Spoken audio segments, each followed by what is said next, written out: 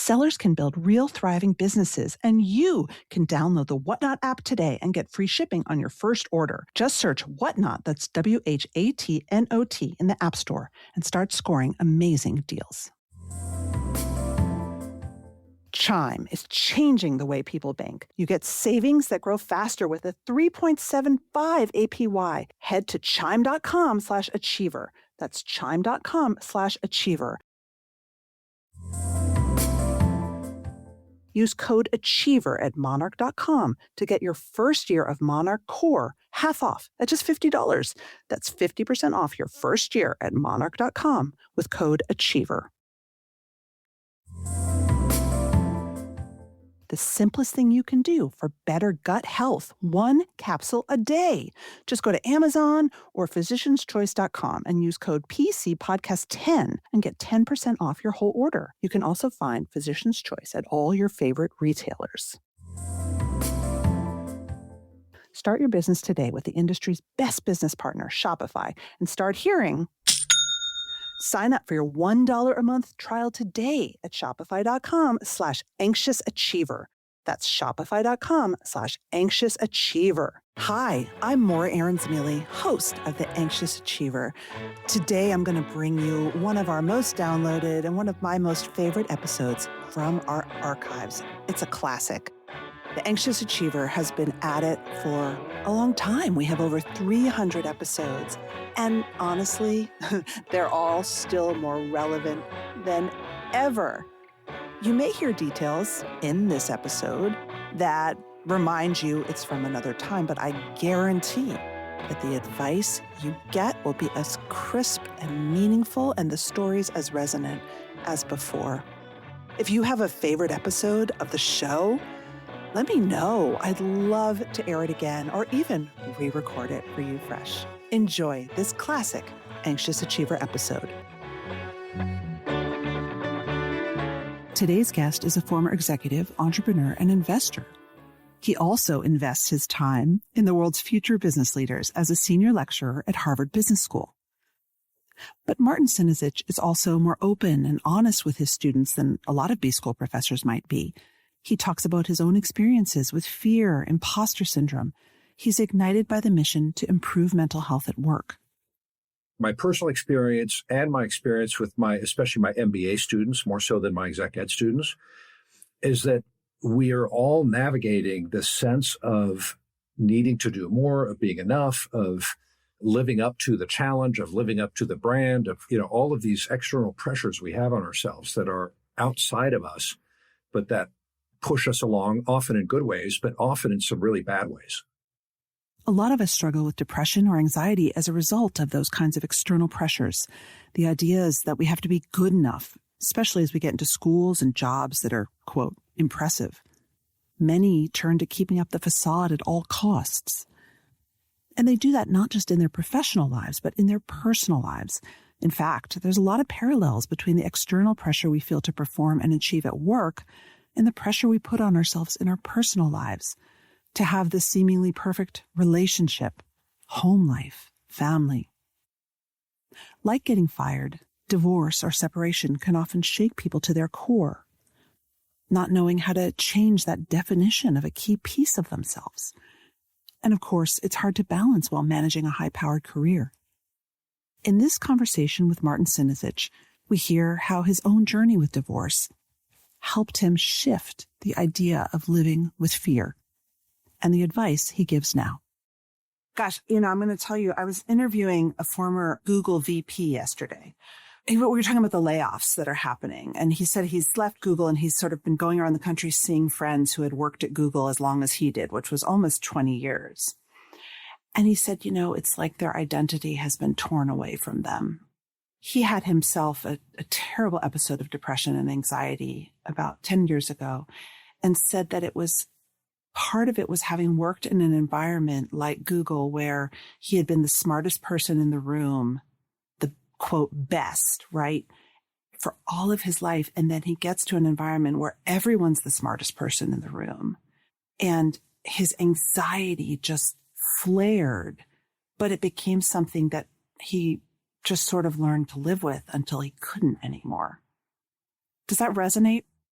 I don't have the same experience of anxiety in the sense of kind of anxiety attacks and anxiety as a paralyzing force, in a moment, the way my daughter, say, who suffers from anxiety attacks, suffers it from.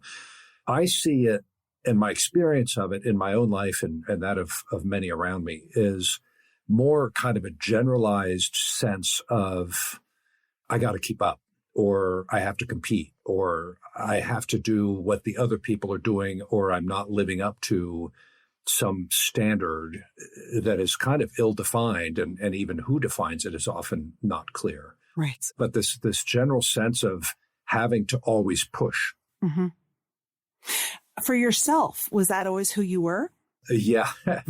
I spent a huge part of my life living to other people's standards. And while, of course, what other people think matters, and I still know and recognize my desire for and the pleasure I get in validation from others and those kinds of things, that actual push for me started very young, right? You're expected to behave certain way. I was raised in a pretty conservative Catholic household, and you were expected to behave certain ways. You're expected to confess your sins periodically. You're expected to, early on it was, gee, Martin, maybe you'll become a priest. Or then when it became pretty clear that wasn't it, it was, oh, of course, you're going to be a lawyer, or you're going to get an MBA and be a titan of Wall Street. Or there were all these standards and expectations around doing well in high school, doing well in college, going on to graduate school. There were external things that never kind of felt right for me. And I pushed back against them a lot, but I didn't have the language and I didn't have the frameworks to understand the dynamic that was going on until much later in life, closer to when I turned 50. One of the trends I'm seeing is that in very high pressure environments, there is a larger awareness that a lot of people are feeling this way. And that it may not be the individual's responsibility to change, but rather the environment or the employer's responsibility to address these feelings and help people. My friend used the term self-actualize, but I don't know if that's right. But that this is something that employers need to address when they have a group of incredibly high achieving people together. Do you see merit in that? I do. I think it's extraordinarily difficult for a large employer, especially, to do this in the kind of systemic cultural way that's needed. Yeah. You can't address this with exercises or, periodic training or periodic retreats. It has to be kind of bred into the whole culture of the place. Frankly, one of my great delights in being a member of the faculty at Harvard at the business school is, in fact, that culture of excellence married with a culture of healthy dynamics and a long view of performance and a long view of capability is one of the healthiest that I've seen from a mental health perspective. And the school does do explicit things and sends periodic emails on, here are the various resources you have available to you. And, they do all the things that you would expect a large employer to do. But more importantly, the culture tends to be one of, in my experience, of respect and acknowledgement that we can't all be expert at all things. And so the genuine kind of inquisitiveness about what people can bring to the table, I think, mitigates a lot of those pressures I might have felt at other large companies I worked at, such as Fidelity Investments or MBNA America Bank. What are those dynamics? I think it would be instructive for anyone listening to think about, how can I, as an employer, an HR person, or culturally, create different dynamics when I have a bunch of people who all used to be the smartest person in the room? Yeah, I'll give you two examples. When I first started at the business school, I went through what's called Start Week, where some of it is the standard HR stuff, signing up for benefits and all that, but very little. Most of it is on culture and teaching. And we do a couple of practice teaches. And one piece of advice I got very early is, Martin, just be yourself. And that is next to useless in the abstract, right? Like, I don't know what being yourself means in the sense of, holy cow, I'm going to stand at the well at Harvard Business School teaching an MBA class for the first time in my life. Like, what does that mean, be myself? And I heard the words, and I heard it from many, many different people in those early days, and I continue to hear it. And just last week, actually, I was talking to the professor who's now chairing the entire first-year MBA program. And I was talking about watching another teacher in the classroom and saying, wow, I really admire how Archie teaches. He had such mastery of the subject in the classroom, and there was humor, and it felt natural, and the students were engaged and laughing and listening. I said, I wish I could teach like that. And Mitch kind of smiled and said, Martin, that's not who you are. And he said it totally without judgment. In fact, he then smiled and kind of hugged me. It was like, you have to be who you are in that classroom, whether it's intense and focused and hardcore, or whether it's humorous and cracking jokes. But the effectiveness in the classroom, the effectiveness with the students, and we try to model this on the faculty, is for us to bring our best selves to the table, and in a genuine kind of environment of inquiry, which is kind of fundamental to the case method that we use, we're approaching everything as questions to which we may not have the right answer. And that frees us, I think, a great deal to be ourselves. And it reduces the anxiety because, yes, you're expected to master and know a lot of stuff. And yet the real skill, the real craft is asking the right questions. I want to tease that out because that feels, not to get all Oprah, it feels like an aha moment to me, to approach it from the perspective that you don't have the right answer, even though you're the authority, you're the teacher, you're the guy in the front of the room. It happens pretty frequently in a classroom, and it opens the conversation, frankly, for the professor and frankly for the students who can have, reasonable perspectives and opinions without necessarily having mastery of the underlying theory. In your corporate career, did you ever have a colleague or a manager or a boss who did this? I've been blessed with so many good mentors over the course of my career, and a few really stand out. Perhaps the one who most comes to mind with that question is Steve Aiken at Fidelity Investments. When I worked for him, he was the chief information officer. He later was the vice chairman of the company. And he took me under his wing and offered me some mentoring while I was there. I remember sitting at dinner one night and railing about something some other group wasn't doing right. And I had all the answers. I was a 32-year-old VP and I thought I was hot stuff. And after I kind of ran out of steam, he paused. He said, Martin, I learned a while ago that being effective is more important than being right. And those words have stuck with me over the last 25 years. And they resonate more and more with me the older and hopefully the kind of the wiser I get. And not just in a business context, but in a relationship context as well, right? Elaine and I have a discussion, a disagreement on something. I have to ask myself, how important is it for me to be right in this moment? And how important is the relationship? And what are the trade-offs here? And the same happens in a work context. And that fundamental, being effective is more important than being right, serves as kind of the foundation to my approach to teaching and to colleagues of asking lots of questions. It feeds a little bit the imposter syndrome, right? Because it lets me not have to prove my own brilliance, so to speak. And yet it also means I'm almost constantly in learning and observing mode. And there's kind of a different aspect of observation in life that comes from that. Oh my gosh, Martin, I have to tell you, I'm resonating so deeply because I actually was last night, I knew something that my husband didn't. And it was in the context of our child's medical crisis, right? So very high stakes. And I thought, this doesn't matter that you're right. Like, let it go. Stop being such an achiever. This is about you two being a team through this horrible time. It's just, I always want to be right. Yeah. I was having a similar conversation with somebody a few days ago. And the phrasing that this person used was talking about a third person. He wants to be right more than he wants to be happy. Ooh. Is kind of another twist on it, right? And I think we all do it at different times. We all do it at different times. And I think, obviously, I want to talk about your imposter syndrome. Like when you come into a new environment, as I would imagine, you coming into HBS or anyone who's pushed themselves and gets to a place where they have a lot of respect for the place. The question is, do I need to be right to prove that I should be here? Or what else should I be? Right? That's the question we ought to ask ourselves. But sometimes we just want to be right to prove ourselves. Yeah, and in some contexts, in some professional cultural contexts, it's critical that you be right, because if you're wrong, you'll be pummeled, right? And so the question for the employer is, how do I create a culture that supports someone being wrong and in which the colleagues come around, because it's really only on points of facts that one can be right or wrong, right? Not interpretation or maybe points of logic, perhaps. There can be flaws in the logic, but decisions, I think decisions, you can be right or wrong. Well, decisions, I think, can be right or wrong. And yet, again, something somebody said to me a long time ago, if you have a good process and trust it, the outcome will reveal itself. And I think bad decisions taken from a good process are still not bad decisions. They may be bad in retrospect, but taken following an accepted and well-tested process in which the right deliberation was taken and the right factors were considered, such a decision may still be wrong in retrospect. And yet in that moment, it's the best decision you have with the tools and data and input that you can possibly gather. Right.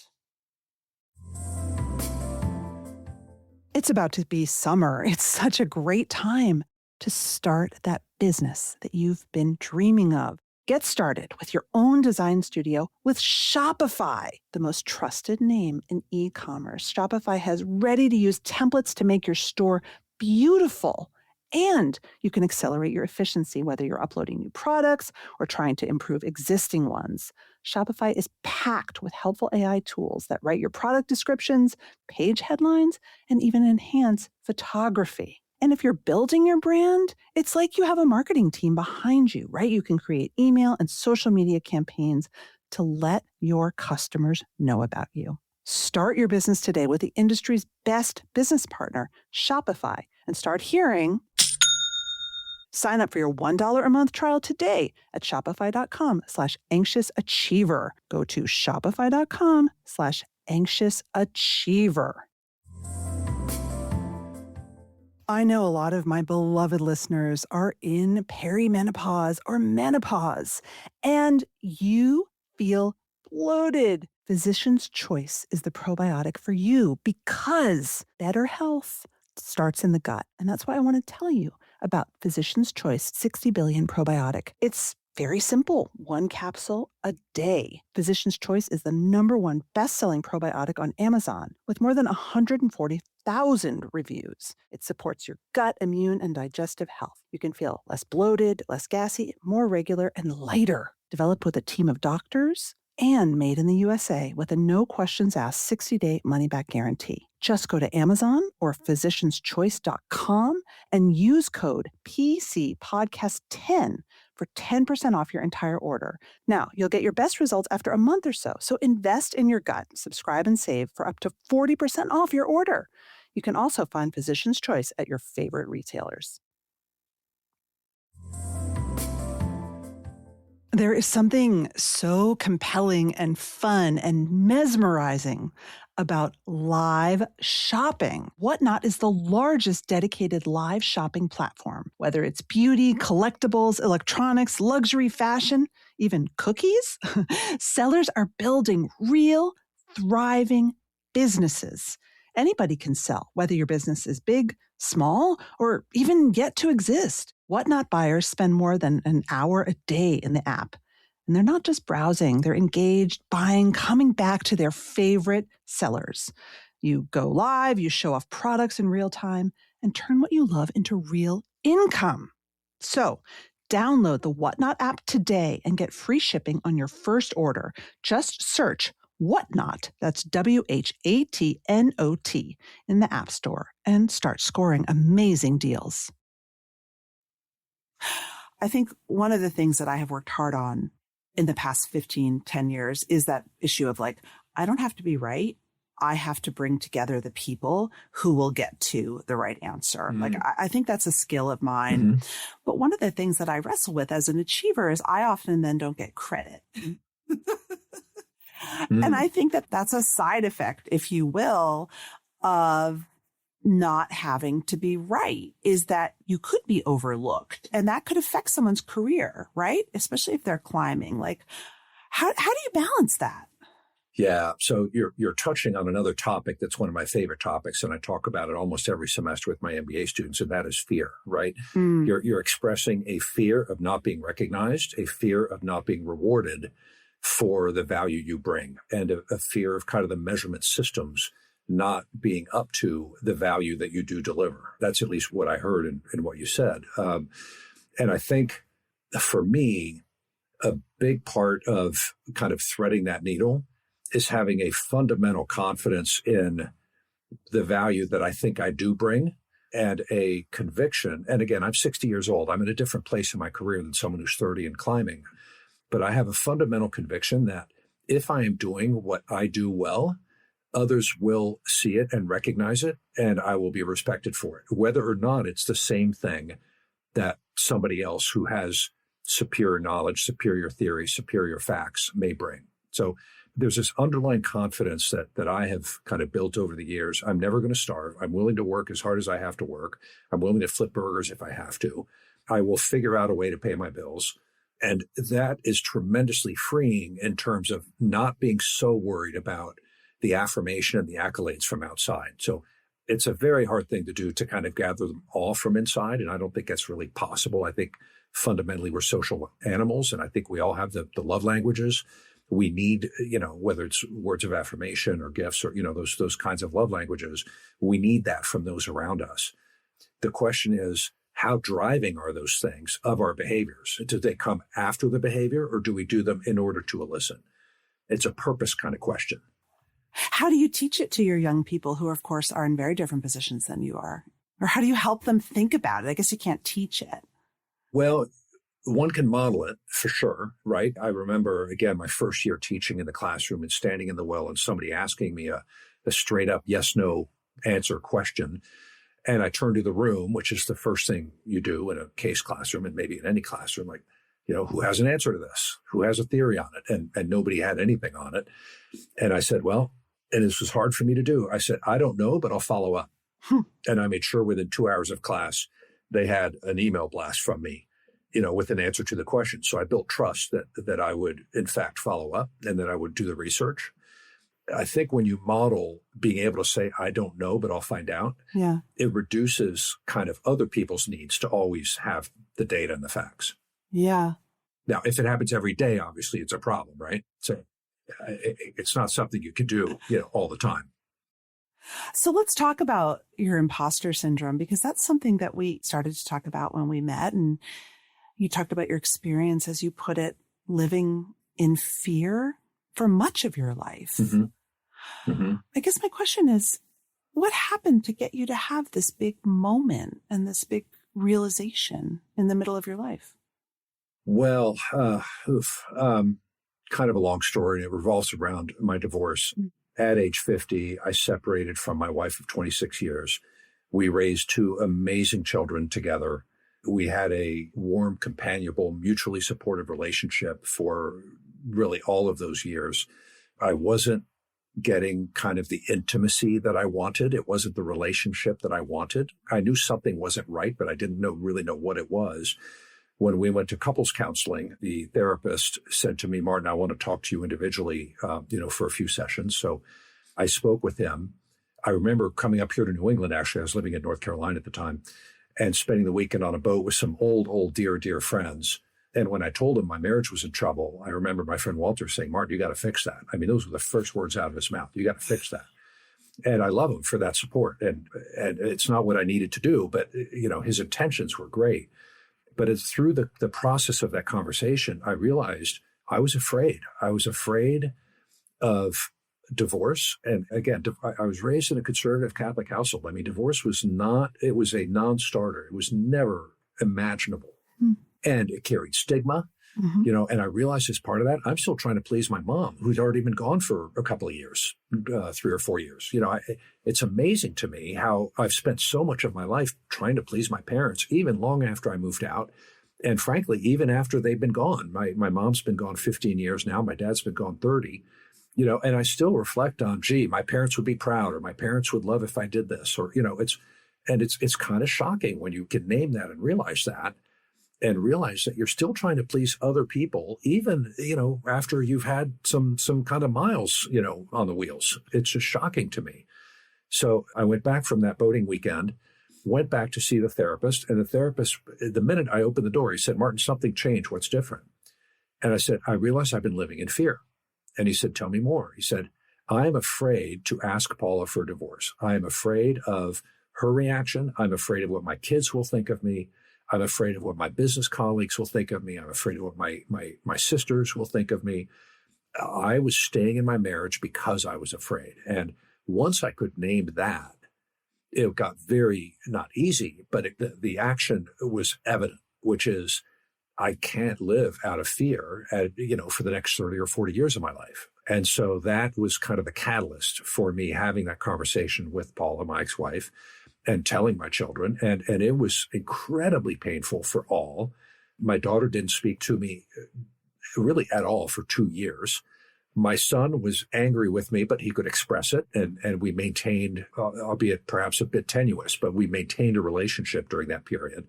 I've since repaired those relationships, including with Paula, my ex-wife, with whom we are cordial, and send each other, birthday good wishes and referrals when appropriate and whatnot. But that was kind of the beginning of saying, I don't want to live in fear anymore. And I've got to figure out how not to do that. Wow. It's interesting that your good friend, his gut reaction was to push back and preserve the institution. Did you encounter that in other places? I would imagine, I've only been married for 17 years, but it's like, you're an institution together. You got to fix that. Right. Yeah. And once I made the decision, my relationship with Walter was in no eruption. In fact, he was at my house for 4 hours yesterday, sharing a meal and a tub. So, the relationship is rock solid still. But he was the first and most immediate to express that. I got all different kinds of ranges of feedback. I think a couple of people really did judge me. Most were kind and compassionate and said, Martin, you've got to do what you've got to do. If you listen to the show, you know that we have a lot of emotions about money. And for some of us, myself included, money is an anxiety trigger, right? We worry that there's never going to be enough of it. And that's why I love Monarch. Monarch is the personal finance app that tracks everything: accounts, investments, savings goals, and spending. And you can get your first year of Monarch Core for half off, just $50 with promo code Achiever. It's like having a financial advisor and you can see your money. Most apps only tell you what you've already spent, but Monarch helps you set goals, map out big purchases, and see if you're actually on track before it's too late to adjust, which is very cool. You're not looking in retrospect. They have AI insights so you can spot things you might not even think to look for and see where your money is really going. Use code Achiever at monarch.com to get your first year of Monarch Core half off at just $50. That's 50% off your first year at monarch.com with code Achiever. So save up for that big vacation, plan your future, understand your cash flow, and feel less anxiety with Monarch.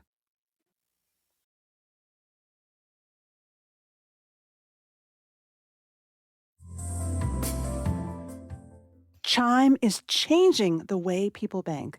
They offer the most rewarding fee-free banking. It's fee-free banking built for you, not like traditional old banks that charge you overdraft and monthly fees. Why pay to get your own money? Chime is built for you, not the 1%.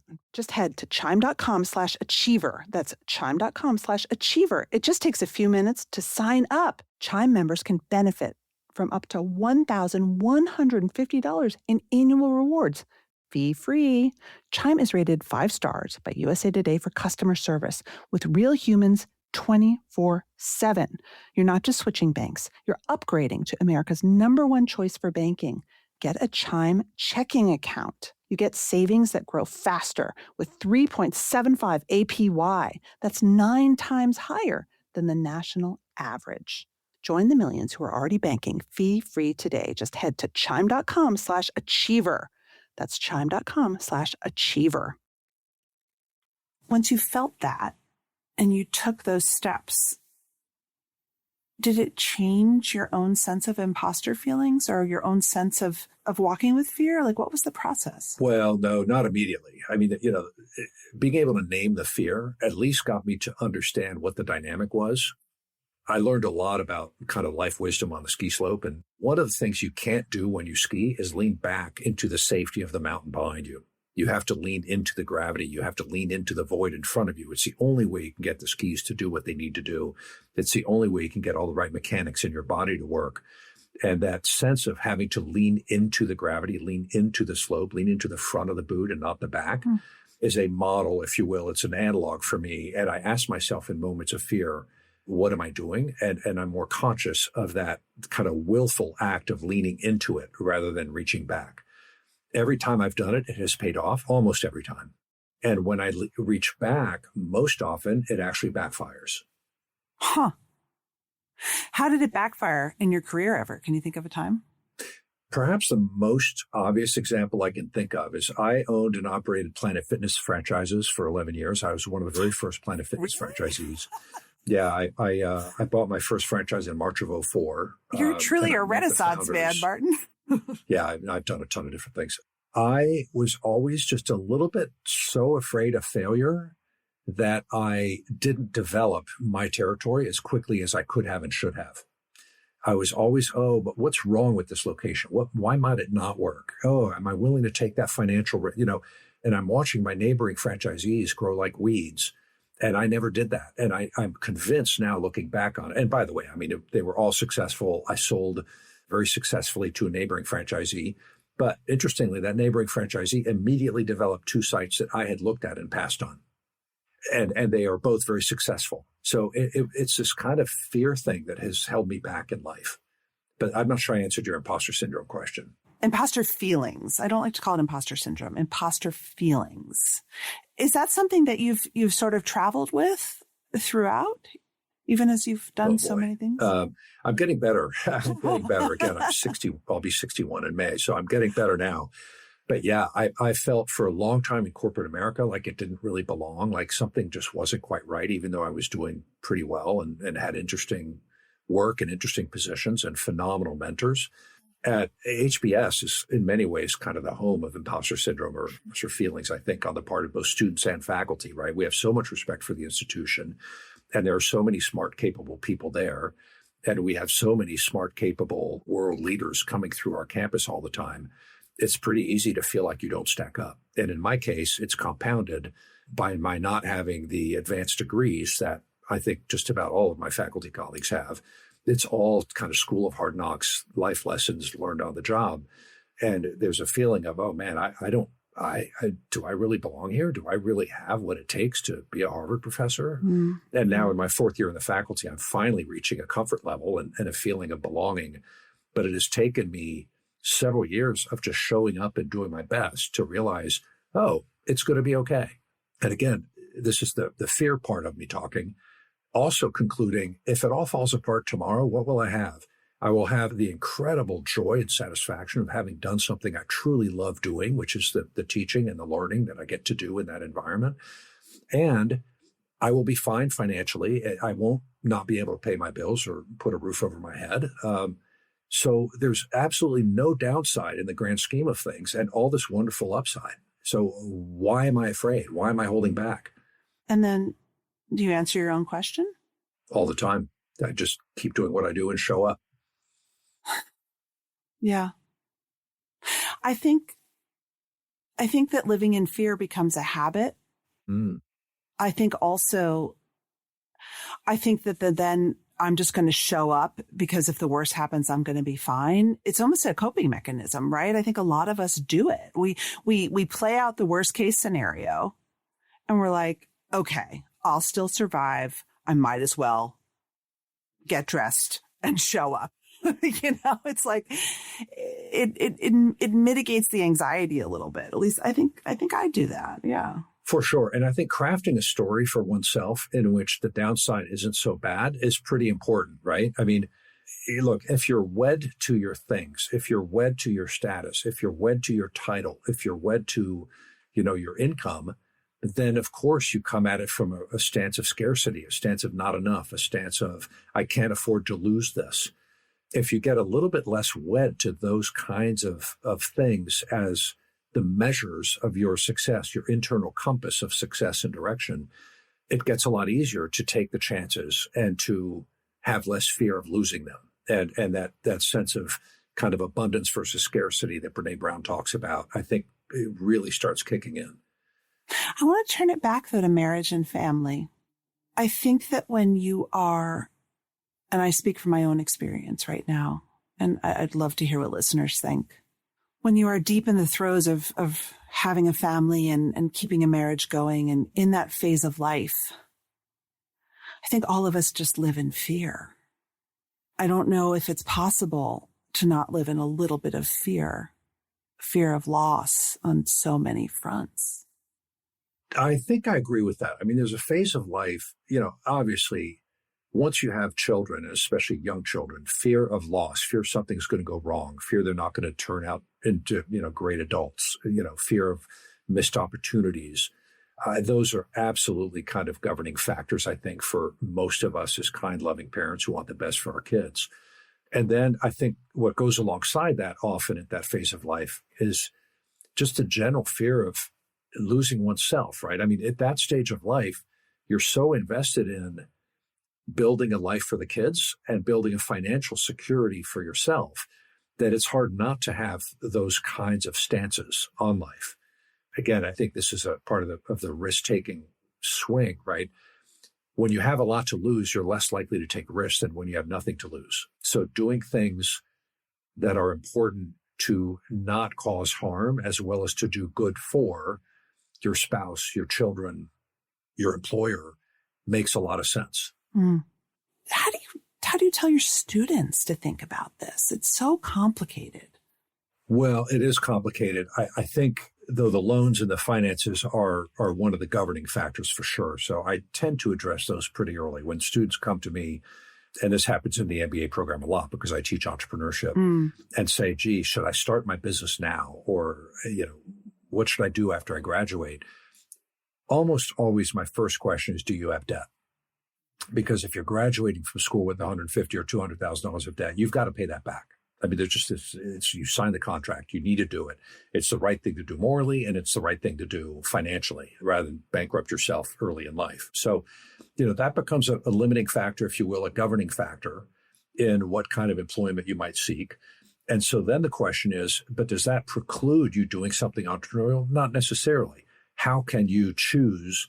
How can you craft? How can you make a set of choices that let you pursue what you want to do alongside doing what you have to do?